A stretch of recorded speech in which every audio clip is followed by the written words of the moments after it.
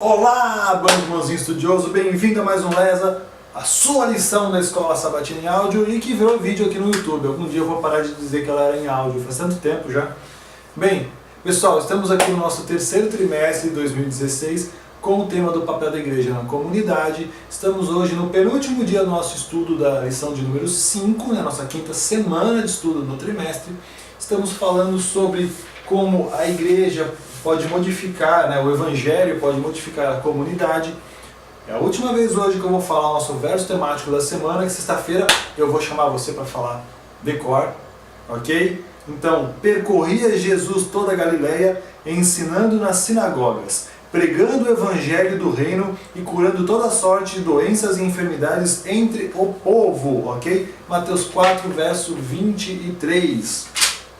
Bem, hoje já é quinta-feira, 28 de julho, e vamos então começar nosso estudo de hoje. Para começar de cara, lendo a Bíblia, Mateus, capítulo 10, do verso 5 ao verso 10. Então, olha, tudo 10. Mateus, capítulo 10, a partir do verso 5, ok? Vamos do 5 até o 10. A estes 12 enviou Jesus, dando-lhes as seguintes instruções: não tomeis rumo aos gentios, nem entreis em cidades de samaritanos, mas de preferência procurai as ovelhas perdidas da casa de Israel. À medida que seguirdes, pregai que está próximo o reino dos céus. Curai enfermos, ressuscitai os mortos, purificai leprosos, expeli demônios, de graça receberdes, de graças dai.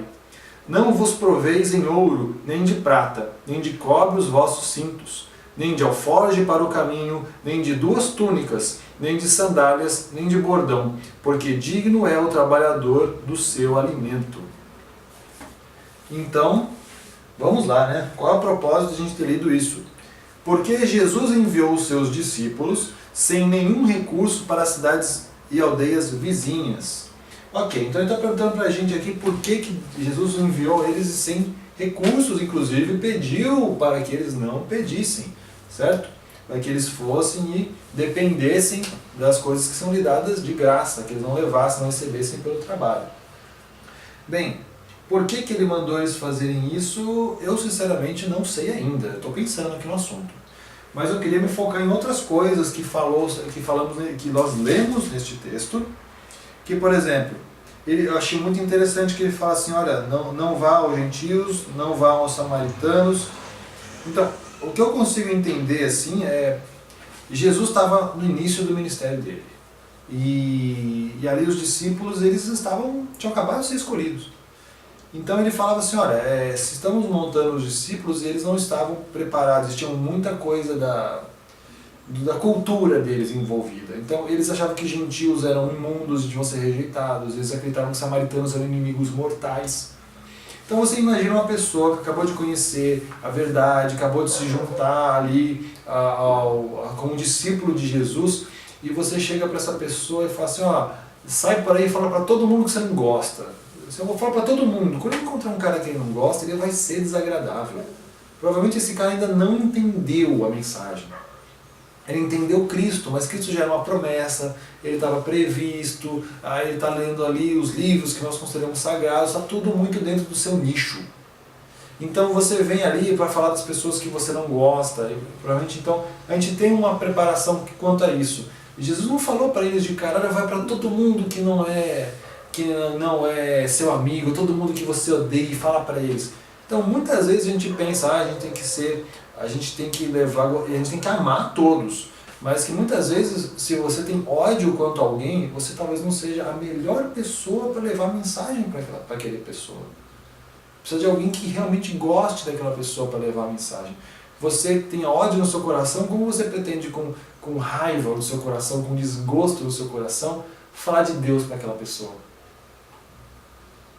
Se você tem esse problema, cara, e aí? Como você pretende que alguém aceite? Você nunca vai conseguir esconder muito o que você tem por dentro, entendeu? Isso sempre vai fora. Então, cara, é complicado. Agora, vamos voltar ao tema aqui. Por que eles saíram sem? Bem, eu vou entender da seguinte forma. Eles eram representantes de Deus, Jesus, assim, eles estavam ali. E Jesus andava desse jeito. Jesus, ele dependia da graça dos outros, dependia do favor dos outros. Então, ele fazia o bem para mostrar para as pessoas que ele não estava acumulando nada.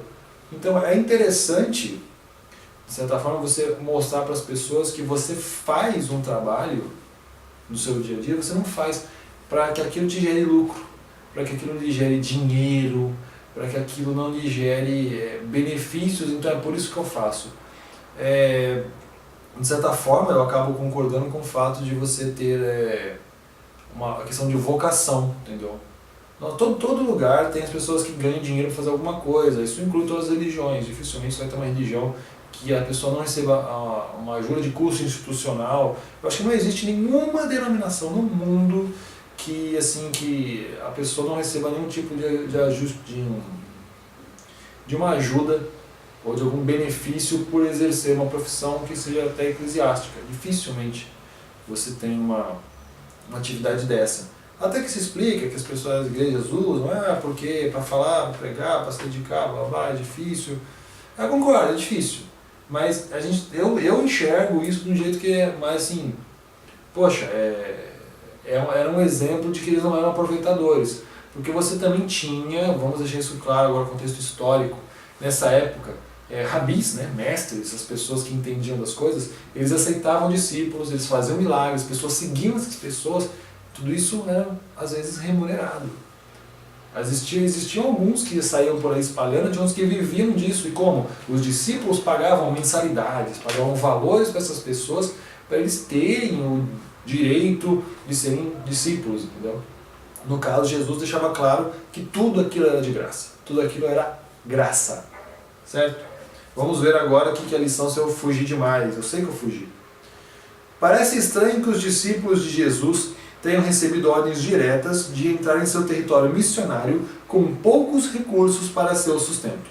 Aparentemente, Jesus colocou seus discípulos nesta situação para ensinar-lhes a dependência de Deus e também a importância de fazer amizade com os moradores das localidades por meio do serviço em favor deles.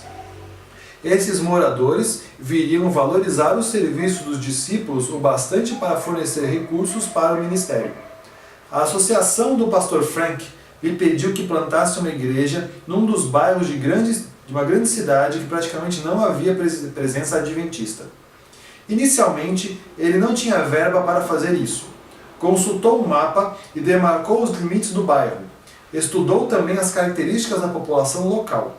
Então, estacionou seu carro no ponto mais movimentado da vizinhança e começou a ir de comércio em comércio, fazendo perguntas sobre a vida naquela área. Ele visitou os políticos e os líderes de agências de emprego e de agências sociais, fazendo perguntas sobre as maiores necessidades da comunidade. Fez amizade com alguns moradores, que o convidaram a se unir a uma associação de moradores do bairro. Nesse contexto, ele descobriu outros líderes que abriram caminho para que ele alugasse um anexo de uma igreja presbiteriana na localidade. Os membros da Associação dos Moradores do Bairro forneceram o dinheiro para a compra de tinta de materiais de limpeza a fim de restaurar o anexo que seria usado para serviços comunitários. As entrevistas com os líderes comunitários indicaram que a saúde era uma importante necessidade daquela comunidade. Por isso, o pastor Frank reuniu esse anexo um grupo de voluntários que realizaram vários programas de exames médicos e acompanhamento dos pacientes.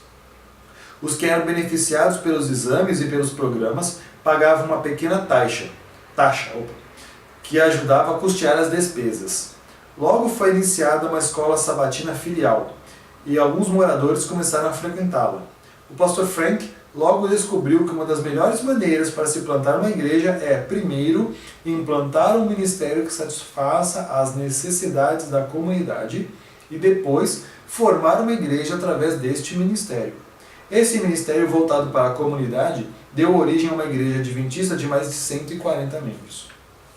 O pastor Frank ilustra o que pode acontecer quando seguimos os ensinamentos de Jesus a respeito de como alcançar nossa comunidade. De que maneira Cristo praticou seus próprios ensinos sobre o ministério em favor dos outros? Na semana que vem, começamos a estudar os métodos que Jesus usava e que trarão o verdadeiro êxito para alcançar pessoas. Isso, agora no finalzinho, Ciência do Bom Viver, página 146. Ok, pessoal? Esse foi o estudo de hoje. Então temos aqui a implantação de uma igreja, atendendo às necessidades. Então o Evangelho atuando a favor da comunidade. Ok? Muito obrigado pela sua paciência. Não se esqueça do ano bíblico, Isaías 20 a 23, ok? Isaías 20 a 23. E eu lhe agradeço muito. Muito obrigado pela sua paciência, pela sua audiência. Dá um joinha aí, se inscreve no canal para a gente continuar fazendo os vídeos. E muito obrigado mesmo. E te espero amanhã. Grande abraço.